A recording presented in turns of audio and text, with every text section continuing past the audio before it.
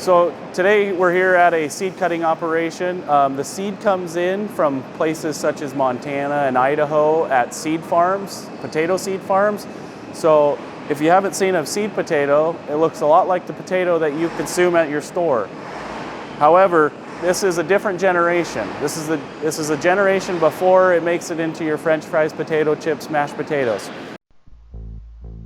I'm Brady Stover. My passion is agriculture, agronomy, and sharing my experiences. Join me on my journey through the Pacific Northwest.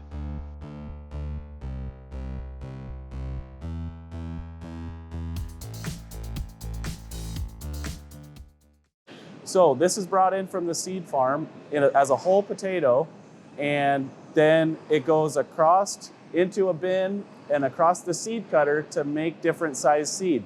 The seed that we would like to cut this up into 2 to 4 ounce pieces, and that is determined by the seed cutter itself. So the seed cutter starts with an elevator that lifts it up onto some roller tables. That roller table has different size rollers. So this potato will make it to its size channel and go across the knives that are set for this size potato. Now, smaller potatoes are on a different channel that roll into the seed cutters that will have knives set at a different width so that we can get that 2 to 4 ounce.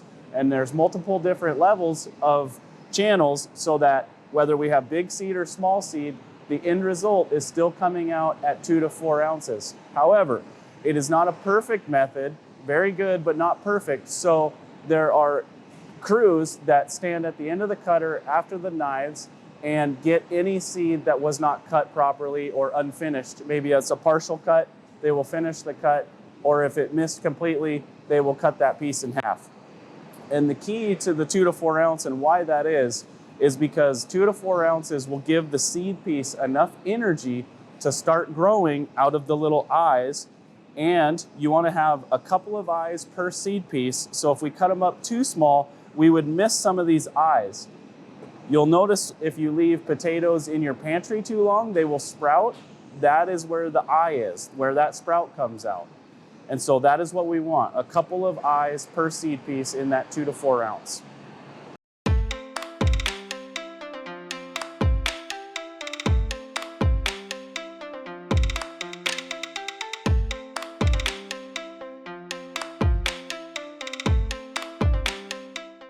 So once we take our whole seed piece, run it through the cutter, we get pieces, our 2 to 4 ounce pieces like this.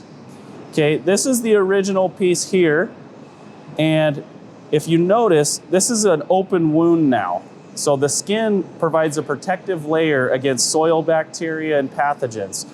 And unfortunately, when we cut it, we get a really wet piece here. There's a lot of wet on that. And that wet actually will host more bacteria and they will thrive. And this is an open wound to the seed piece where all those pathogens and bacteria will go. And then they host and they will kill and rot this piece. So that is why we run it through a coating. It is a fungicide bark and it is a powder. And so it'll take that wet surface, it'll stick to this, and the bark will make its own skin layer, basically. And then it will be piled into the storage and left for up to a couple weeks where it will keep temperature so that it is being stored. It's starting to wake up and warm up, but not use a lot of energy that we need for growing the stems and roots later on.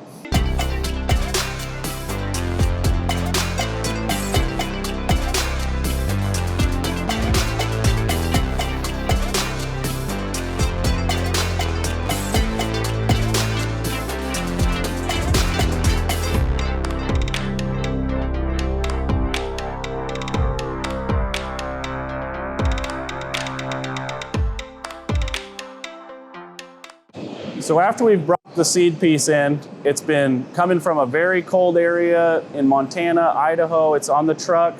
It's exposed to the outside temperatures on those trailers. It's a very cold piece. So once it's brought to temperature and we cut it, we've treated it with the bark to make that layer.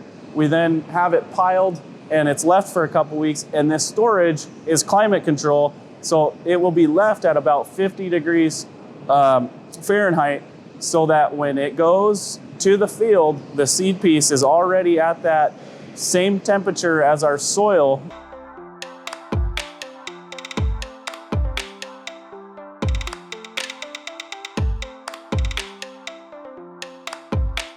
So here we dug down into the hill right where the seed piece is laid, and we're going to take our thermometer and we're going to lay it right along the side where the seed piece would be at. We do not want to go straight down because we would be below the seed piece and we don't need that temperature, plus it's going to be colder and throw us off. So we need to be right where the seed piece is at in its own environment. And here we have a degree of 50.7, 50.5, so we're right at that 50 to 55 degrees. This is ideal for seed emergence and letting those two warm up together. Thank you for joining us today. Please like, share, and subscribe for more agronomic content.